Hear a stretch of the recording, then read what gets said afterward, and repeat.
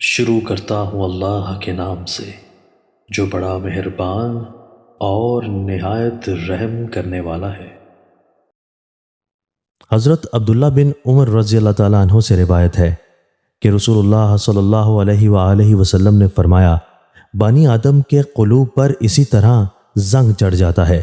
جس طرح پانی لگ جانے سے لوہے پر زنگ آ جاتا ہے۔ عرض کیا گیا کہ حضور صلی اللہ علیہ وآلہ وسلم دلوں کے اس زنگ کے دور کرنے کا ذریعہ کیا ہے؟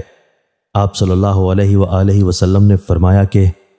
موت کو زیادہ یاد کرنا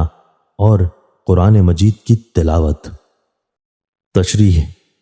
قلب کا زنگ یہ ہے کہ وہ اللہ سے اور آخرت کے انجام سے غافل اور بے فکر ہو جائے۔ یہ سارے چھوٹے بڑے گناہوں کی جڑ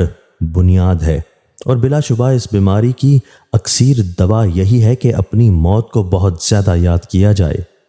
اس کا دھیان اور مراقبہ کیا جائے، اور قرآن مجید کی عظمت اور اللہ تعالیٰ کے ساتھ اس کے خاص الخاص نسبت کو ملحوظ رکھتے ہوئے ادب اور اخلاص کے ساتھ اس کی تلاوت کی جائے۔ اگر یہ تلاوت اللہ تعالیٰ کی توفیق سے شوق اور تدبر کے ساتھ ہوگی تو انشاءاللہ قلب کے زنگ کو دور کر کے اس کو نور سے بھر دے گی۔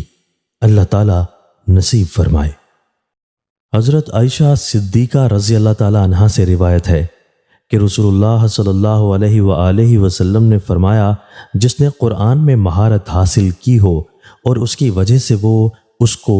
حفظ یا ناظرہ بہتر طریقے پر اور بے تکلف رواں پڑھتا ہو، وہ معزز اور وفادار و فرما بردار فرشتوں کے ساتھ ہوگا، اور جو بندہ قرآن پاک اچھا یاد اور رواں نہ ہونے کی وجہ سے زحمت اور مشقت کے ساتھ اس طرح پڑھتا ہو کہ اس میں اٹکتا ہو تو اس کو 2 اجر ملیں گے، ایک تلاوت کا اور دوسرے زحمت و مشقت کا۔